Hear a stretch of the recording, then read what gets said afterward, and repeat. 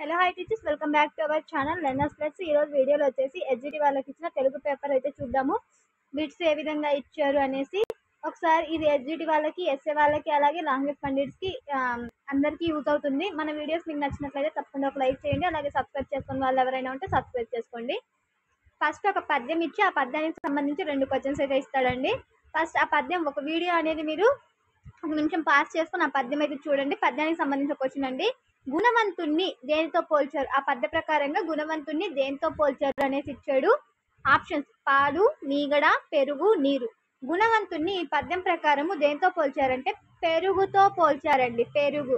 Answer వచ్చేసి option 3 పెరుగు అండి. నెక్స్ట్, భాస్కర శతక రచయిత. భాస్కర శతకాన్ని రచించింది ఎవరు అనేసి ఇచ్చారు. భాస్కర శతక రచయిత వచ్చేసి మీ ఆన్సర్స్, మీకు ఎన్ని మార్క్స్ వచ్చాయి నాకు కమెంట్ అనేది చేయండి. భాస్కర శతక రచయిత వచ్చేసి మారద వెంకయ్య. శతకకర్తలు ఇంపార్టెంట్ అండి, ఒకసారి చూసుకోండి. భాస్కర శతక రచయిత వచ్చేసి మారద వెంకయ్య. కరెక్ట్ ఆన్సర్ వచ్చేసి ఆప్షన్ 4 అండి. నెక్స్ట్, ఒక గద్యం ఇచ్చాడు. ఆ గద్యానికి సంబంధించి క్వశ్చన్స్ అయితే అడుగుతారు. సో అక్కడ ఇచ్చిన దాన్ని బట్టి క్వశ్చన్ అయితే చూద్దాము. మీరు వీడియో అనేది పాస్ చేసి ఒకసారి గద్యం అనేది చూడండి. దేశాన్ని సామ్యవాద లౌకిక ప్రజాస్వామ్యానికి అంకితం చేసినది.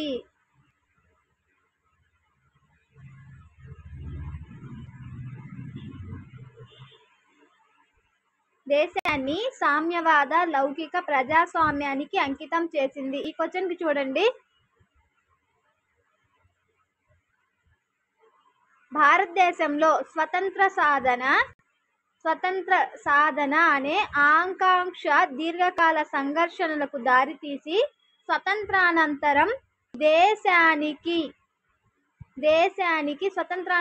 దేశానికి సామ్యవాద లౌకిక ప్రజాస్వామ్యానికి అంకితం చేసింది. స్వాతంత్రాన్ని సాధించాలనే కోరిక అండి. స్వాతంత్ర సాధన అనే ఆకాంక్ష. ఆకాంక్ష అంటే కోరిక. ఏంటి అంటే స్వాతంత్రాన్ని సాధించాలనే కోరిక అనేది దేశాన్ని సామ్యవాద లౌకిక ప్రజాస్వామ్యానికి అంకితం చేసింది. కరెక్ట్ ఆన్సర్ వచ్చేసి ఆప్షన్ 3 అండి. అదే విధంగా మళ్ళీ గద్యం ఇచ్చి ఆ గద్యానికి సంబంధించి ఇంకో క్వశ్చన్ అయితే అడుగుతాడు.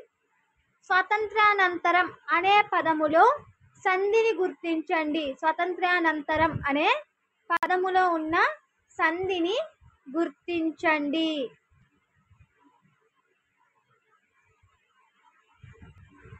స్వాతంత్ర్యము ప్లస్ అనంతరము. ఇక్కడ ఉన్న సంధి వచ్చేసి సవర్ణ దీర్ఘ సంధి అండి. సవర్ణ దీర్ఘ సంధి. దీన్ని చాలా మంది అనాదేశ సంధిగా పెట్టేస్తారు. స్వాతంత్ర్యము ప్లస్ అనంతరము, స్వాతంత్ర అనంతరము. కరెక్ట్ ఆన్సర్ వచ్చేసి సవర్ణ దీర్ఘ సంధి అండి. నెక్స్ట్, తెలుగు పూలు శతకకర్త ఎవరు? తెలుగు పూలు శతకకర్త వచ్చేసి నార్ల చిరంజీవి. పంకము అనే పదానికి అర్థము. పంకము అంటే బురదండి. పంకము అంటే బురద. నెక్స్ట్, ఉదకము పదానికి పర్యాయ పదాలు. ఉదకము అంటే నీరండి. ఉదకము అనే పదానికి పర్యాయ పదాలు, సమాన అర్థం వచ్చే పదాలు జలము, నీరు. నెక్స్ట్, విద్యా పదానికి వికృతి. విద్య అనే పదానికి వికృతి పదము విద్యే. విద్య అనే పదానికి వికృతి విద్యే. జనని పదానికి నానార్థాలు, అంటే వేరు వేరు అర్థాలు వచ్చేవి. జనని అనే పదానికి తల్లి ఒకటి వస్తుంది, తల్లి దయ.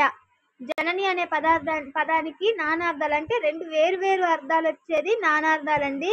జనని అనే దానికి తల్లి, దయ.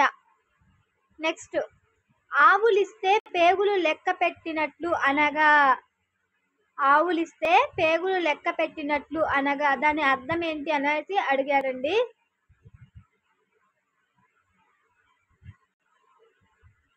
విషయాన్ని త్వరగా గ్రహించడం అని అర్థం అండి. ఆవులిస్తే పేగులు లెక్క పెడతారంటారు కదా, అలా విషయాన్ని త్వరగా గ్రహించడాన్ని ఆవులిస్తే పేగులు లెక్క పెట్టినట్లు అనేసి అంటారు. నెక్స్ట్, వినేవాటికి కనేవాటికి బెత్తెడు దూరం ఏమిటిది? వినేవాటికి కనేవాటికి బెత్తెడు దూరం ఏమిటది? వినేవాటికి చెవులు, కనేవాటికి కన్నులు. ఇద్దరి మధ్య ఎంత దూరం ఉందంటే బెత్తడి దూరం ఉంది. సో అది ఒక సామెత అండి. కరెక్ట్ ఆన్సర్ వచ్చేసి ఆప్షన్ 4. నెక్స్ట్, కవి ప్రతిభను ఔరా అని మెచ్చుకున్నాను. ఈ వాక్యంలో అవ్యయము.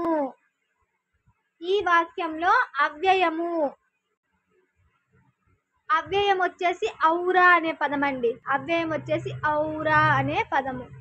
నెక్స్ట్, వృక్షము అవనిని రక్షించును. అవని కింద గీత గీశారు. ఇక్కడ ఉన్న విభక్తి, గీత గీసిన పదంలో ఉన్న విభక్తి నిన్ అనే విభక్తి ఉందండి. ఈ గీత గీసిన పదంలో ఉన్న విభక్తి వచ్చేసి ద్వితీయ విభక్తి.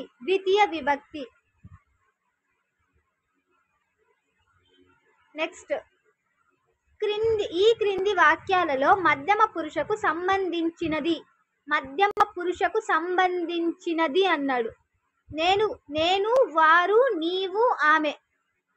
First person, second person, third person. దీంట్లో సెకండ్ పర్సన్ కి సంబంధించింది అనేసి, నీవు క్రమశిక్షణతో నడుచుకో. మధ్యమ పురుష అంటే సెకండ్ పర్సన్ లో యు, నీవు క్రమశిక్షణతో నడుచుకో. నెక్స్ట్, క్రింది వాణిలో నిత్య ఏకవచనములకు సంబంధించనిది. నిత్య ఏకవచనానికి సంబంధించినది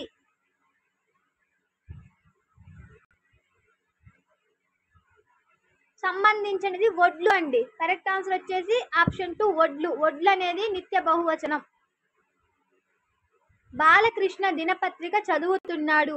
బాలకృష్ణ కింద అండర్లైన్ చేశాడు. గీత గీసిన పదం ఈ క్రింది దానిలో దేనికి చెందింది?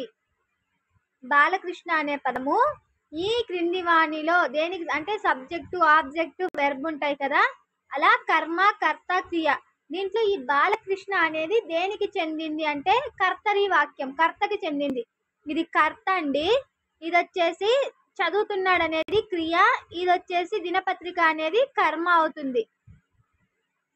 నెక్స్ట్, క్రింది వాణిలో సంయుక్తాక్షరం లేని పదం. సంయుక్తాక్షరము లేని పదము అంటే రెండు, ఒక హల్లుకి వేరొక హల్లు లేని పదము ఏది అనేసి అడిగాడండి. ముద్ద. ఇది ద్విత్వాక్షరం ఉన్న పదం అండి. దాకి దావత్తే వచ్చింది. సో ఆ హల్లుకి అదే హల్లు ఒత్తుగా వస్తే అది ద్విత్వాక్షరం అవుతుంది. లేదా ఈ హల్లుకి ఇంకొక హల్లు ఒత్తుగా వస్తే అది సంయుక్తాక్షరం అవుతుంది. దీంట్లో సంయుక్తాక్షరం లేని పదం ఏది అంటే ముద్ద. కరెక్ట్ ఆన్సర్ వచ్చేసి ఆప్షన్ 3 అండి. నెక్స్ట్, క్రింది వాణిలో అంతస్తాక్షరాన్ని గుర్తించండి. క్రింది వాణిలో అంతస్తాక్షరాన్ని గుర్తించండి.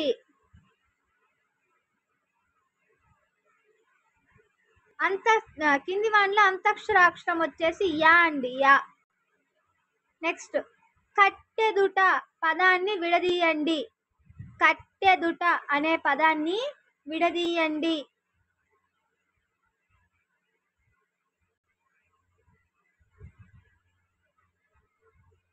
కట్టెదుట అనే పదాన్ని విడదీస్తే కడు ప్లస్ ఎదుట, కట్టెదుట అవుతుందండి. కరెక్ట్ ఆన్సర్ ఆప్షన్ 4 అండి. నెక్స్ట్, గజేంద్రుడు పదంలోని సంధి. గజేంద్రుడు పదంలోని గజ ప్లస్ ఇంద్రుడు, గజేంద్రుడు. ఈ పదంలో ఉన్న సంధి గుణసంధి అండి, గుణసంధి. నెక్స్ట్, పదధ్వనుల విగ్రహ వాక్యం. పదధ్వనులకు విగ్రహ వాక్యము పదముల యొక్క ధనులు. పదధ్వనులు అంటే పదముల యొక్క ధనులు షష్ఠీ తత్పురుష సమాసం అండి. లఘువు గురువు చిహ్నం ఏ గణానికి చెందింది? లఘువు గురువు చిహ్నము ఏ గణానికి చెందిందంటే సగణమునికి చెందింది. సగణానికి చెందింది. నెక్స్ట్, విష్ణు, రోచిష్ణు, జిష్ణు, సహిష్ణు, కృష్ణు పై వాక్యంలో గల అలంకారం అండి. అంటే విష్ణు, రోచిష్ణు, జిష్ణు అంటే మనకు పదం చివర సేమ్ వచ్చిందండి. ఇలాంటి అలంకారాన్ని ఏమంటారంటే వృత్యానుప్రాస అలంకారము అంటారండి. కరెక్ట్ ఆన్సర్ వచ్చేసి ఆప్షన్ 3 అండి. నెక్స్ట్, సిగ్గుపడుతూ నా యందు నిలబడవద్దు. ఇది ఏ వాక్యము? సిగ్గుపడుతూ నా ముందు నిలబడొద్దు. ఇది ఏ వాక్యము? నిషేధార్థక వాక్యం అండి. సిగ్గుపడుతూ నా ముందు నిలబడకు అని చెప్పేస్తున్నారు. నిషేధార్థక వాక్యం. నెక్స్ట్, నిర్మాణాత్మక విమర్శాత్మక దృష్టిని పెంపొందించుకొనుటకు అనునది.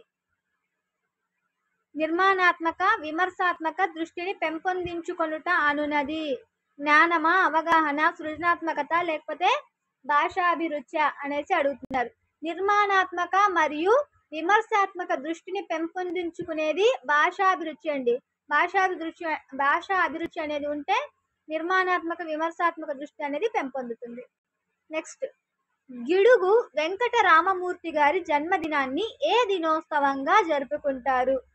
గిడుగు వెంకట రామమూర్తి గారి జన్మదినాన్ని ఏ దినోత్సవంగా జరుపుకుంటారంటే తెలుగు భాషా దినోత్సవంగా జరుపుకుంటారు. గిడుగు వెంకట రామమూర్తి గారి బర్త్డేని తెలుగు భాషా దినోత్సవంగా జరుపుకుంటారు.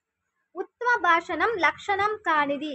ఉత్తమ భాషణం అంటే మాట్లాడడం, ధైర్యంగా మాట్లాడడం, ధారాళంగా మాట్లాడడం, దోషాలతో మాట్లాడడం, స్పష్టంగా మాట్లాడడం. దోషాలతో మాట్లాడడం అనేది దాని యొక్క లక్షణం కాదండి. కరెక్ట్ ఆన్సర్ వచ్చేసి ఆప్షన్ 3. దీని ప్రకారం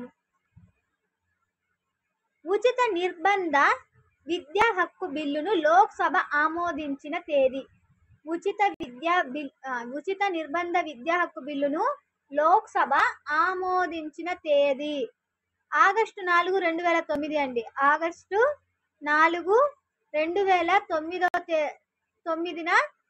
ఉచిత విద్యా హక్కు బిల్లును ఆ లోక్సభ అనేది ఆమోదించింది. నెక్స్ట్, పాఠ్యపుస్తకాల విద్యా ప్రమాణాలలో లేనిది. పాఠ్యపుస్తకాల విద్యా ప్రమాణాలలో లేనిది. పదజాలం ఉంది, స్వీయ రచన ఉంది, సృజనాత్మకత ఉంది. పాఠశాల విద్యా ప్రమాణాల్లో లేనిది మూల్యాంకనం అండి. మూల్యాంకనం. మంచి ప్రశ్నాపత్రం లక్షణం కానిది. మంచి ప్రశ్నాపత్రం లక్షణం కానిది.